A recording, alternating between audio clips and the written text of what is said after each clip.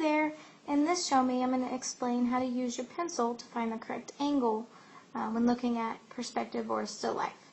So, and just like the side angle proportion Show Me that I made, you're going to hold your arm out straight, you're going to lock your elbow, and always try and be from the exact same spot as you do this.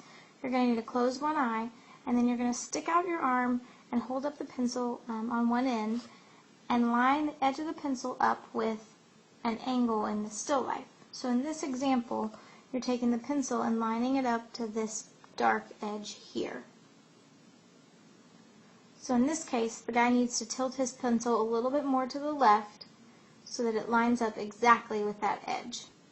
So from here, once you have that angle, you're actually going to pull your paper up to the pencil and either use a second pencil to trace that angle or just kind of memorize the degree of that angle and redraw that line. So in this example on the right, there's 3 drawn boxes.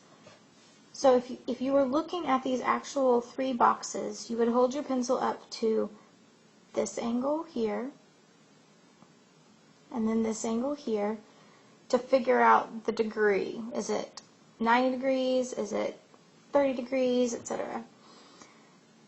This allows you to find the correct angle without having to know how perspective works. So it's more of an informal way of finding perspective. Yes, those lines are still going to be parallel, but in some cases they might not be. And so you can also use it to find these angles up here and here as well. So anytime you get stuck and you can't eyeball it, you can hold up your pencil to those edges and then make sure that you take your paper up to those angles instead of taking your pencil down to your paper on the table. Because if you take it down on the table, it's actually going to change the angle. And in this example, there are some things that might be a little bit more difficult to figure out. So you might be able to get the angle of the steps here,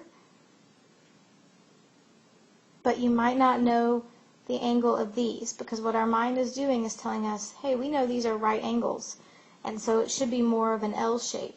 Or it should be more of a sharper degree of an angle there. But in reality, they're more at our eye line, and so both those lines together are going to be a little flatter. And so as you reach out your arm and hold up the pencil to it, you'll be able to tell that the angle is almost perfectly horizontal with both of those together. And that's it. You can use it in several different areas. You might even be able to apply it to a curved angle if needed.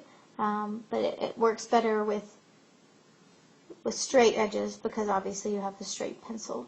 So good luck, and let me know if you have any questions. Thanks!